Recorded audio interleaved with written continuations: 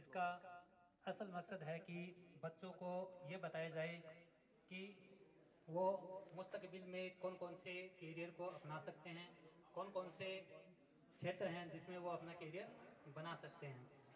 विवेकानंद जी का एक कॉल है, वो कहते हैं कि जो तुम सोचते हो वही बन जाते हो। अगर खुद को कमज़ोर महसूस करते हो, कमज़ोर सोचते हो, तो तुम कमज़ोर बन जाओगे, और अगर तुम खुद को ताकतवर, पावरफुल समझते हो तो पावरफुल बन जाओगे।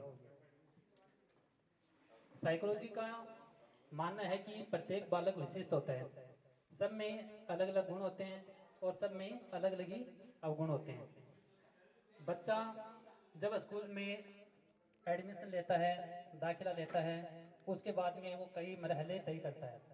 जब वो 10th क्लास में होता है और एग्ज़ाम देता है, एग्ज़ाम देने के बाद में जब उसका रिजल्ट आता है तो उसके सामने दो सिचुएशन होती है। पहली तो ये होती है कि वो अपना रिजल्ट देखकर बहुत ज़्यादा उत्साहित होता है, खुश होता है, और दूसरी जो सबसे बड़ी चीज़ है वो ये सोचता है कि अब आगे क्या करना है, कौन से क्षेत्र में जाना है, कैसे करना है।